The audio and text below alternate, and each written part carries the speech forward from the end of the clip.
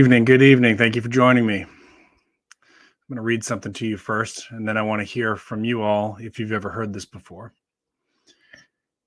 In the final persecution of the Holy Roman Church, they will sit St. Peter.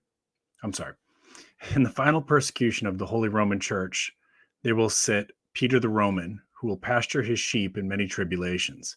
And when these things are finished, the city of 7 hills will be destroyed, and the dreadful judge will judge his people. The end. So if you're tuning in tonight, we are going to talk about the prophecy of the popes, the prophecy, otherwise known as the prophecy of St. Malachi. So I'm curious if any of you who are watching tonight, if you've ever heard of this before tonight. And I ask you to bring an open mind. You do not have to be religious. You do not have to be Christian to check out tonight's video. In fact, I'm not here to preach at you. I will give you my background and my thoughts at the end. I'll give you my background first and then my thoughts at the end. And this is open discussion here. And as we wait for people to kind of work their way through notifications and ads, let me go through a couple quick things. First of all, I thank you for joining me on your Friday night and giving me part of your Friday night. It's a really important time. Most people are spending time with their loved ones. And I do that as well, usually after the live stream. So thank you for sharing a little bit of your weekend with me. I really appreciate you. Thank you for all the new subscribers in the past few weeks. We had a nice little growth burst, and I really appreciate you all. Welcome. If you're enjoying tonight's video at all, please consider giving me a thumbs up. If you're brand new to the channel, please consider subscribing. So as I was saying, and last little bit of housekeeping tonight, please be kind to the moderators. They give their time freely. They are not paid.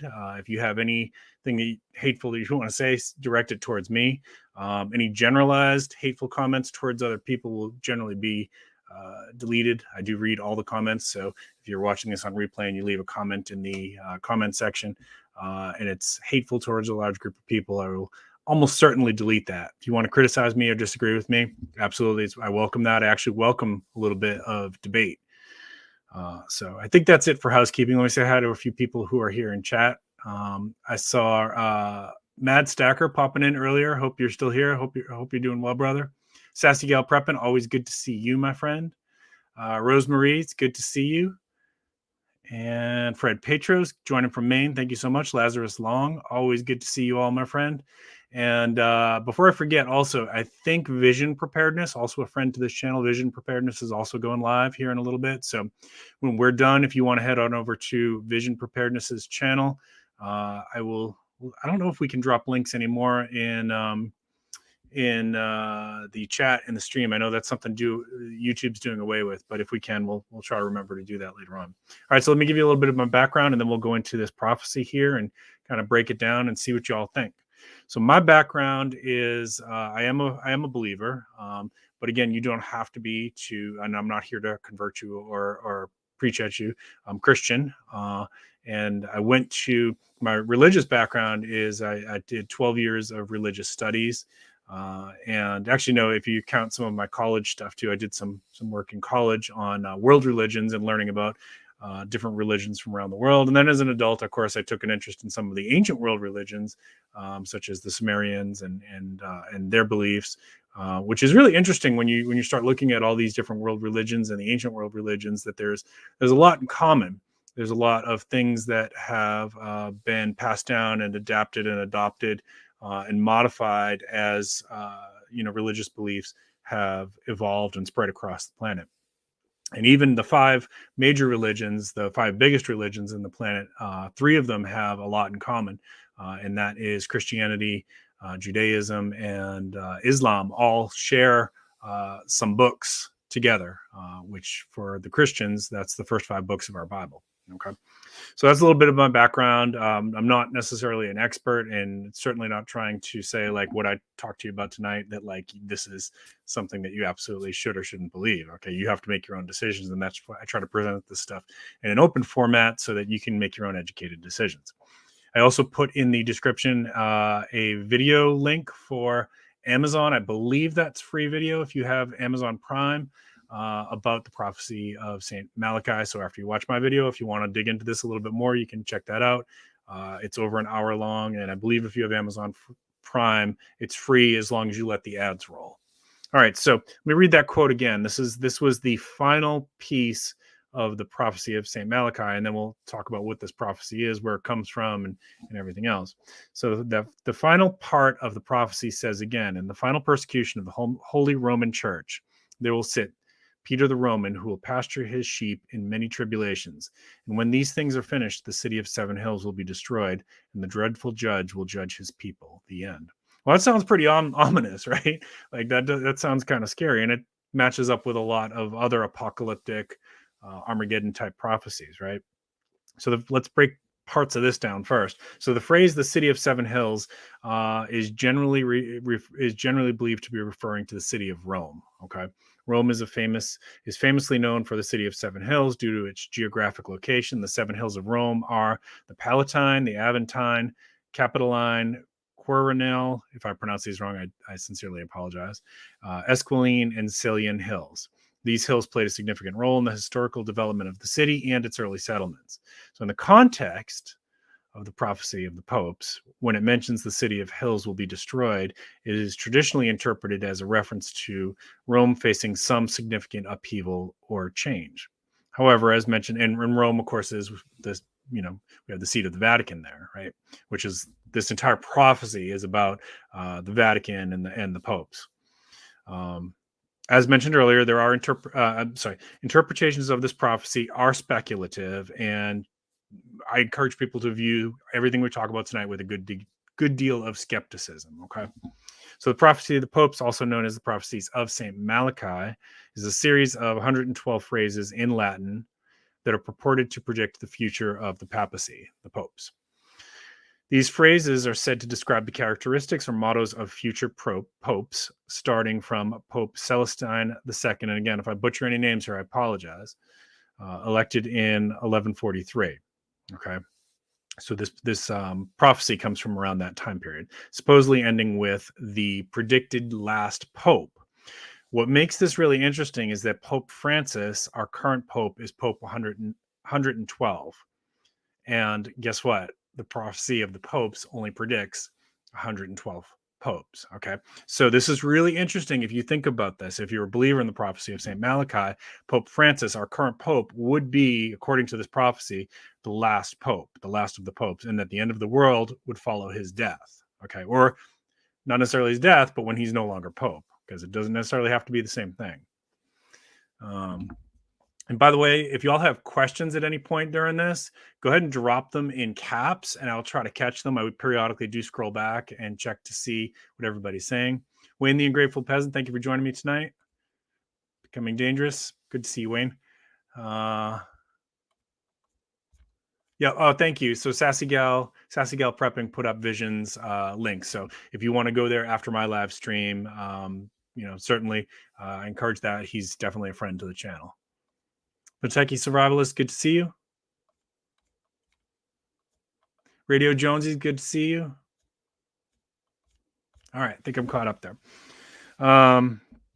So the story goes that St. Malachi experienced a vision and was given insight into the popes of the past, present, and future, and recorded these into cryptic verses. Now, when you read some of these and you listen to them, they remind me a lot of, that's not to say they're the same as, okay, don't mistake what I'm saying there. But they remind me of the quatrains from Nostradamus in that they're very, very, very ambiguous and can be interpreted in a lot of different ways. And we're going to talk about that. Okay. That's really important that you bring that into anything we talk about. So and same thing with Nostradamus. And if you all want me to do a video breaking down some of the Nostradamus quatrains, I'm happy to do that as well. Years ago, I got into all of this stuff, like took deep dives, and it is still somewhat interesting to me. But I'm happy to talk about all that stuff, my interpretations and things like that. We could also talk about other stuff like Edward Casey, Book of Revelations, if you want, which I think there's a lot of misinformation out there about the Book of Revelations, but tonight we're going to stick to this one. So the prophecy of the popes, traditionally attributed to St. Malachi, is said to predict 112 popes, starting with Pope Celestine II, elected in 1143, and supposedly ending with the last pope. Each pope was associated with a short phrase or motto in Latin, and these phrases are believed to provide clues or characteristics or events related to respective papacies. However, it's important to reiterate the authenticity and accuracy of these prophecies are disputed, and they should be viewed with skepticism. It doesn't mean that you can't enjoy them and find them interesting, but we're going to encourage you to bring that into this. Some suspect that predictions that followed the 1590 discovery of the verses are forgery. Okay, so even the Catholic Church has not adopted this as an official prophecy. Okay, really important that you get that piece of it too. So the Catholic Church acknowledges that these are there, but they do not acknowledge it as an endorsed prophecy. We'll say it like that. It's interesting to note that the verses are extremely accurate leading up to the death of Saint Malachy, and then become very vague and ambiguous after that. So much so that it can be very loosely interpreted. So to put this into metaphor form, okay, if I was to publish the prophecies of Sarge, and I said, I'm going to tell you my prophecies about the coming presidents, and I'm going to give you a little bit of information about all the presidents up to President Biden, and I can give you little tidbits, and they're going to match up because that's pretty easy to do, right? So that's going to immediately, like, for somebody who is a little bit more prone to buy into this stuff, they're immediately going to say, well, look, like he was right about all this stuff. Well, of course I was right. I was living at this time, and I could use the internet for me to Google that. But before that, you didn't have the internet, but it certainly could have been getting access to information about past popes. That wouldn't have been, for somebody who was highly involved in the church, it wouldn't have been that difficult to do. Maybe a little bit challenging because books would have been expensive, but if you had access to, say, the Vatican Library or something like that, you certainly would have access to this information. Now, so what happens after I die in this metaphorical example? So now I'm going to give you, for every president after Biden, I can give you some ambiguity and some vagueness, and I can leave it open to a lot of different interpretations in my style of writing. And you may say that Wayne the Ungrateful Peasant, who's elected in 2024, that maybe I wrote something about, is a strong warrior. And you say, well, Wayne was in the military, right? So of course that matches up, right? That's kind of how this works. But let's still keep that open mind, and let's look at it a little bit further. So as an example, the prophecy for the last pope was a verse that translates to Peter the Roman. Okay, so think back to that quote that I was saying there a few minutes ago. So it refers to Peter the Roman. Now, Pope Francis, our current pope, his birth name is, and again, apologies if I mispronounce, Jorge Mario Bergoglio. Jorge Mario Bergoglio. If I butchered that, I'm so sorry. And guess what? He's not from Rome. He is from Argentina. So what's interesting, though, is the supporters of the prophecy point out that, yeah, he's from Argentina, but his parents were immigrants from Italy. Gets interesting, doesn't it? Right? So the authenticity and the accuracy of these prophecies are highly debated among scholars, historians. Many consider them to be a forgery and a result of historical manipulation. The prophecy of the popes gained a lot more attention in the 16th century when it was published, and since then people have attempted to interpret the phrases to fit the reigns of various popes. Sorry about my reading tonight. I am a little bit tired. Did not sleep well this week. However, these interpretations are subjective and open to different interpretations, much like Nostradamus's quatrain. So a lot of people say things like, well, Nostradamus predicted the end of the world, and Nostradamus predicted the fall of the Twin Towers, or Nostradamus predicted all these things, the invasion of Iraq, right? And no, that's not necessarily true. Like, the quatrains are very ambiguous, and Nostradamus's quatrains are can be interpreted in a lot of different ways, and most of it doesn't have like specific dates and things like that. So you could take a building collapsing any time in history and say, oh, Nostradamus was talking about that. See, he was right. Okay, and that's kind of how this works. So let me check your comments here again real quick. Awesome. Appreciate that, Kentucky. All right, cool. Again, if you have any comments or questions or anything like that you want me to see, just throw them in caps. All right, so Pope number 111, the verses declared would be the glory of the olive. So that's our previous Pope. It was Pope Benedict the 16th. Now, the Benedictines have a branch called the Olivetans, but Pope Benedict was not an Olivetan. Okay, and I think that comes up later on in my notes for a different reference to that as well. Near the end of the prophecy, it states that the final pope in the final persecution of the Holy Church, they will sit Peter the Roman, who will pasture his sheep in many tribulations. And when these things are finished, the city of seven hills will be destroyed, and the dreadful judge will judge his people in the end. So far, what do you think? Before I take this any further, I'd like to know what you think. Let me know in chat. So it's crucial to approach these prophecies with some skepticism, and also a little bit of historical curiosity is good to have. So I'm going to give you some examples of the prophecy of the popes, along with the interpretations that some believers have used to connect them to specific popes to demonstrate validity. Okay, that like, hey, this is real. This is a real thing, and this is why.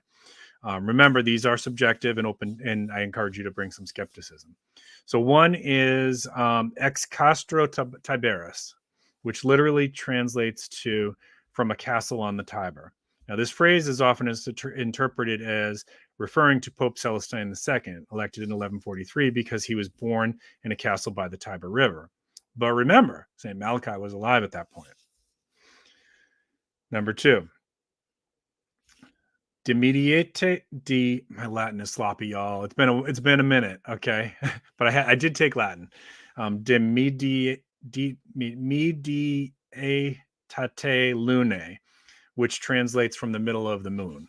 This phrase is interpreted by some as predicting Pope John the 21st, elected, not Pope John Paul, Pope John the 21st, elected in 1276 because he was associated with the moon. He was a scholar of astronomy. Okay. Interesting. But maybe also a stretch. I don't know. It really depends on how you want to look at this stuff. Number three, religio de populata. Some believers connect this to, which literally means religion depopulated. This is an interesting one because some believers connect this to Pope Clement VII, elected in 1523, due to there was religious turmoil and upheaval during this papacy, which included the Protestant Reformation, which was basically a split in the church. Okay, so that one is a little bit interesting.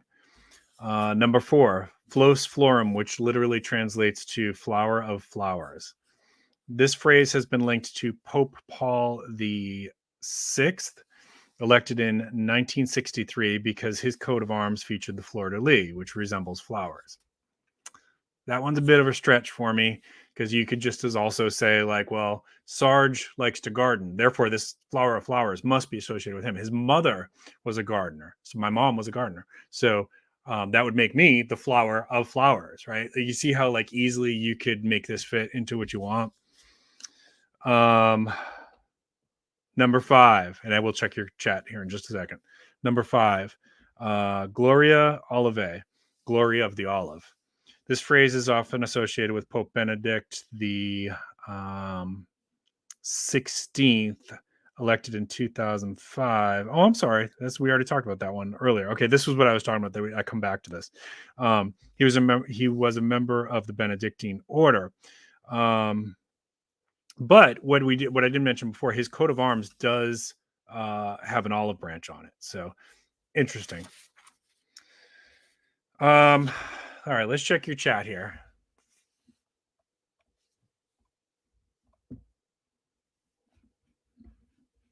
Sorry, Wayne. Sorry to hear that.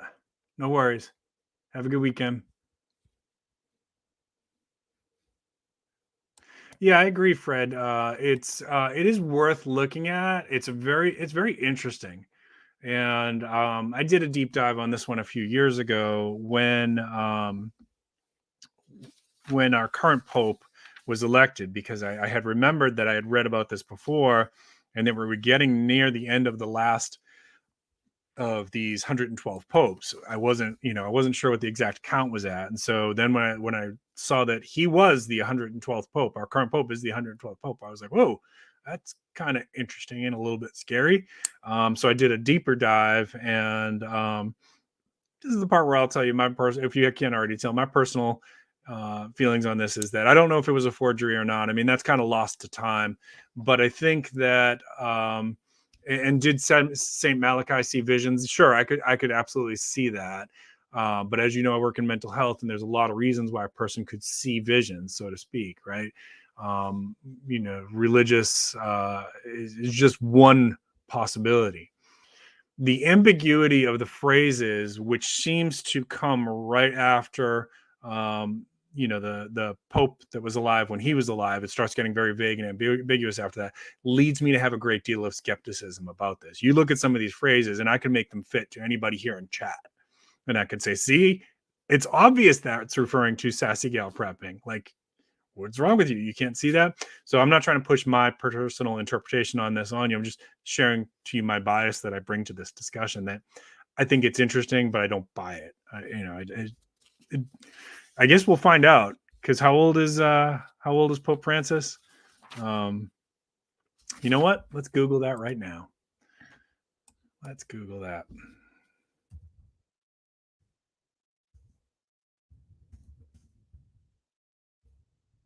"86 years old."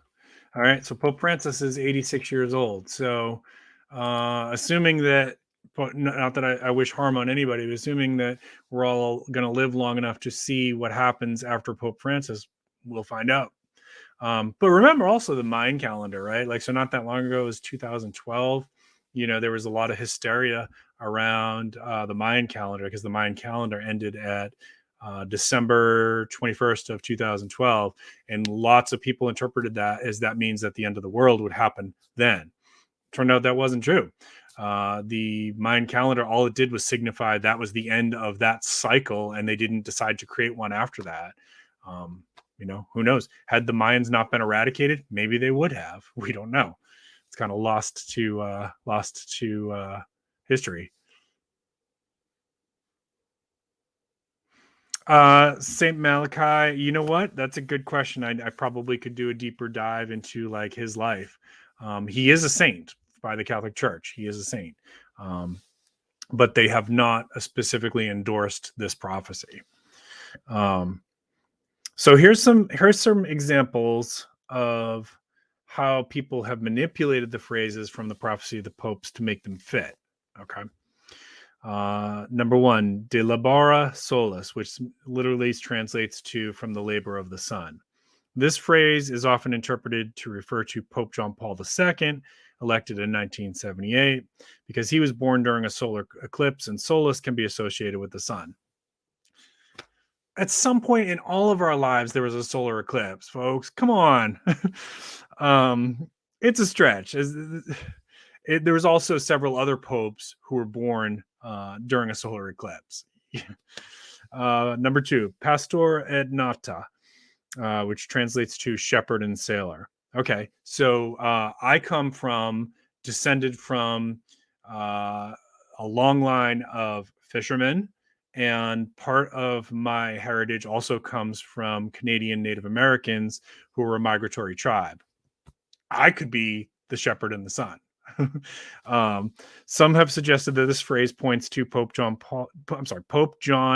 the 23rd, elected in 1958, because he was from Venice, a city with a strong maritime tradition. Now that's a big stretch. There's a lot of places in the world with a strong maritime tradition, and not a mean sailor. However, this is really subjective. It could apply. There's plenty of popes that were also born in maritime cities. So, number three, all right, I'm going to butcher this. I'm sorry. De mediatate Syri. From the middle, it translates to "from the middle of Syri." This phrase has been linked to Pope Pius the 12th, elected in 1939. By some, suggested that Syri refers to the name Eugenio Pacelli, who became Pope Pius the 12th. That was his birth name. So the last 5 letters of his name, that's what they're basing this on. However, this interpretation it's basically based on a creative play on words, not a direct or accurate translation. So yeah, even the spelling of Demediate Ciri is Cyri, and the spelling of his name of his birth name was Pacelli. So the spelling doesn't even match up. I don't know, folks. You got to make up your own mind about this stuff. There's always another end times prophecy. Always.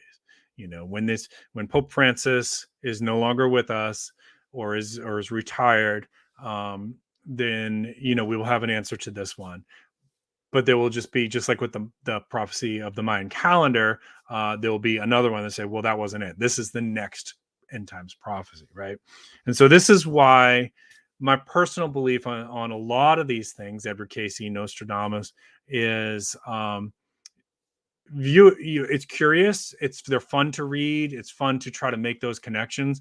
And the human brain, as somebody who has a lot of training in psychology, the human brain strives to look for connections and things. Our brain lights up with a ton of dopamine when we start making connections to things and we try to find meaning, right?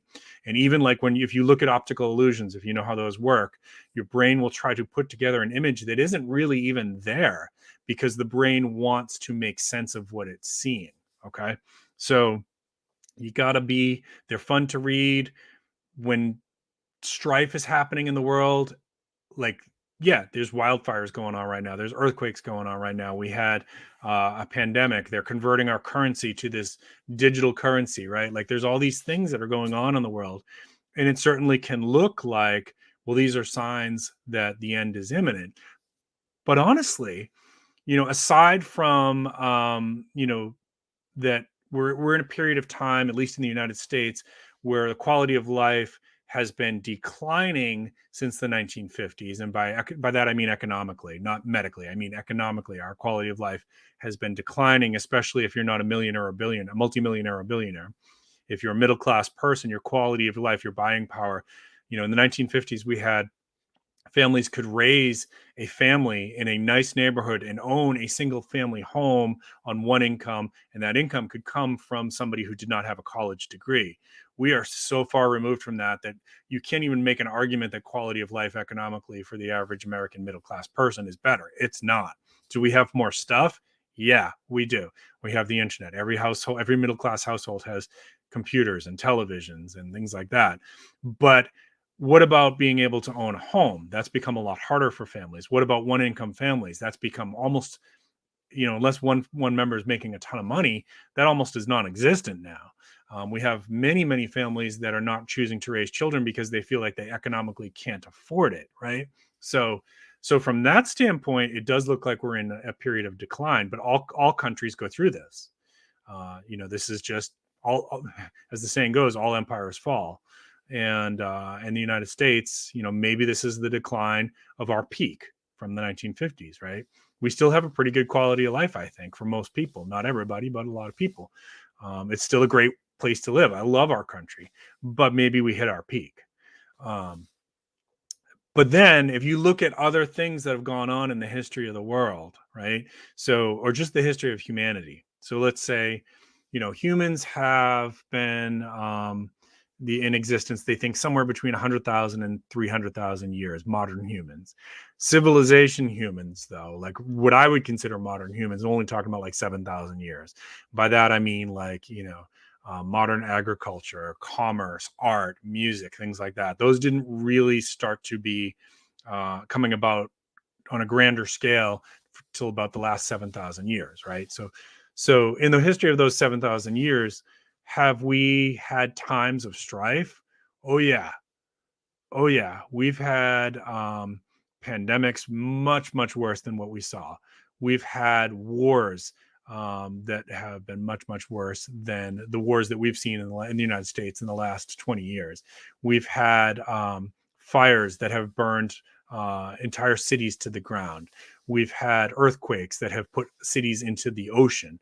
We've had flooding that's destroyed entire cities, all of the above, right? So we've got all these things out there. And at any given point in time, if you were alive during those points in time, you certainly might be looking for that connection and say, clearly, these are signs that the end is nigh. And in fact, it's been said that every generation that's existed has thought that theirs would be the last generation.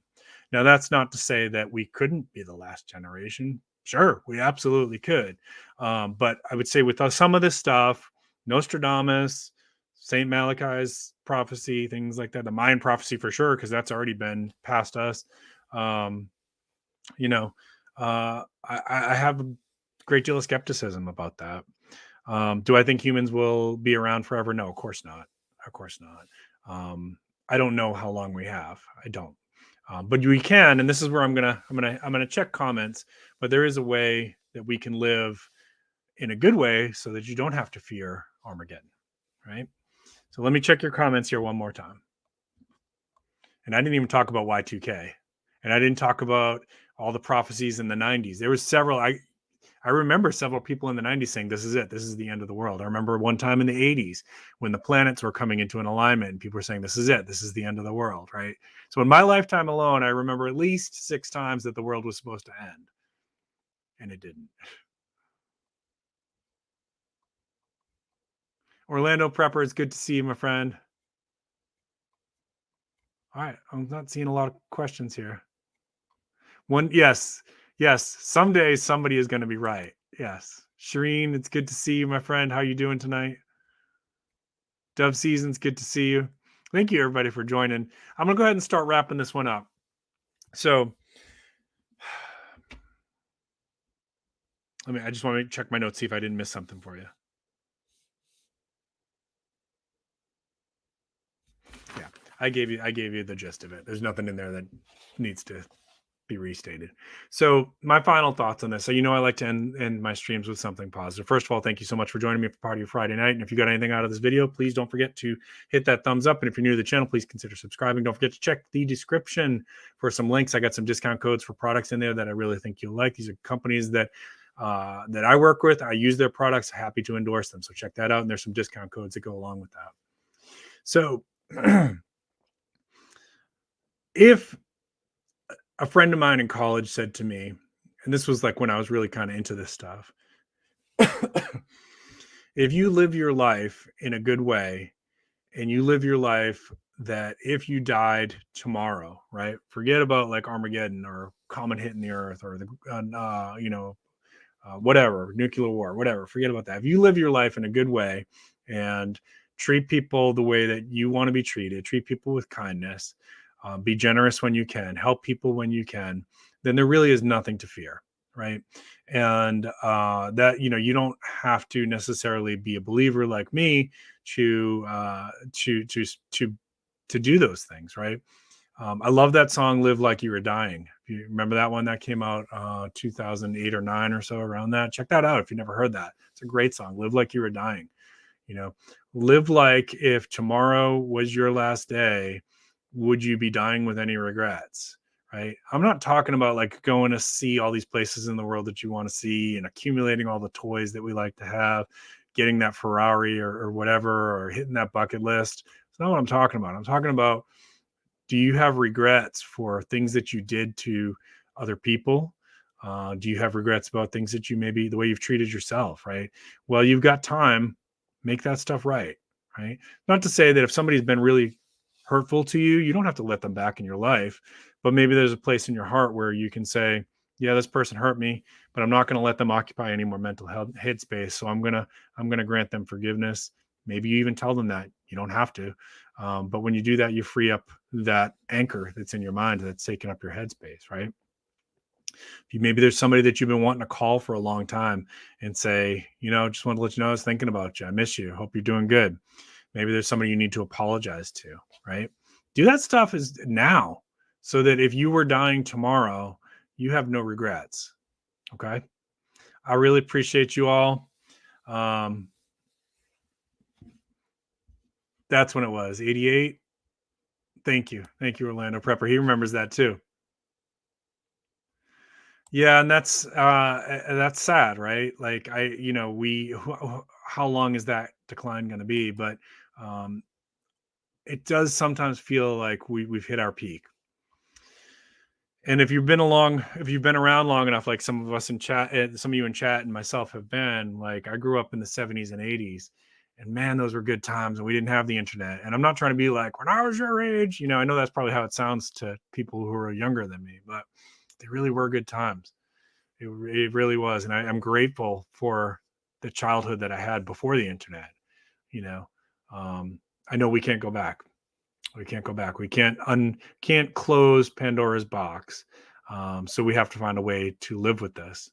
And I hope you all got something of value out of this tonight. I really appreciate you all. I hope you have a wonderful Friday. Let's go ahead. Thank you for putting that link up too.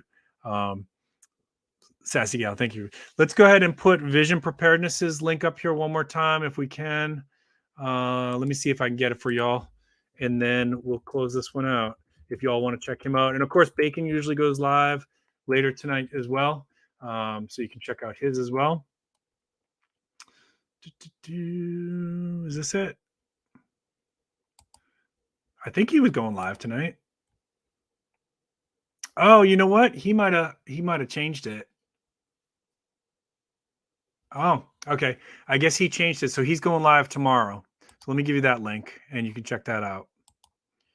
Copy it. And here you go. You all have a great, get off my lawn. You all have a great weekend. Really appreciate you all. Keep planting your seeds. Keep stacking your silver. This is Prepping with Sarge.